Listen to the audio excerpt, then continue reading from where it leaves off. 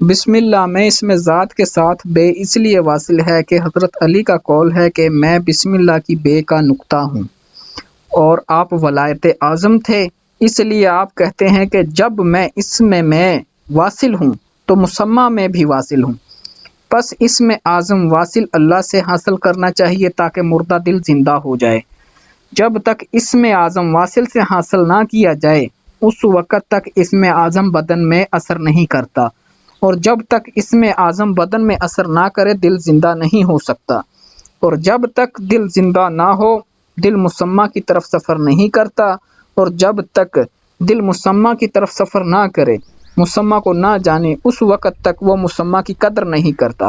اور جب تک مسمى کی قدر نہ کرے یہ شرک میں رہتا ہے، اور شرک آدمی کو ناپاک رکھتا ہے۔ جیسا کہ قرآن مجید میں آیا ہے، تحقیق مشرک لوگ نجس ہیں،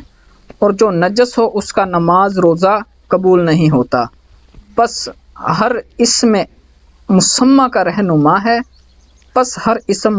رہنما ہے، لیکن اسم کسی واصل سے حاصل کیا جائے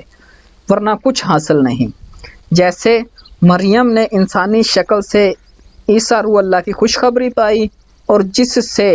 مریم نے عیسیٰ کی خوشخبری پائی وہ اسم با مسمى تھا۔ پس جب تیرے اندر روح القدس پھونکی جائے تو پھر تیرا مقام عیسیٰ کی طرح ہے،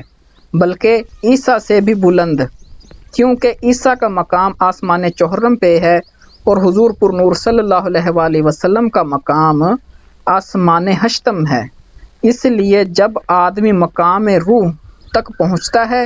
تو مقام عیسیٰ ہوتا ہے، اور جب واصل بحق ہوتا ہے تو مقام ہشتم آسمان ہے، اور یہی مقام محمود ہے، اور یہی مقام محمد ہے، کیونکہ محمد کے نقش قدم پر چلنے والا محمد سے آگے نہیں جا سکتا، لیکن محمد تک جا سکتا ہے، اور مقام محمد سے آگے کوئی مقام نہیں۔ اسی لیے نبوت کی آواز آئی ہے۔ نبوت کے معنی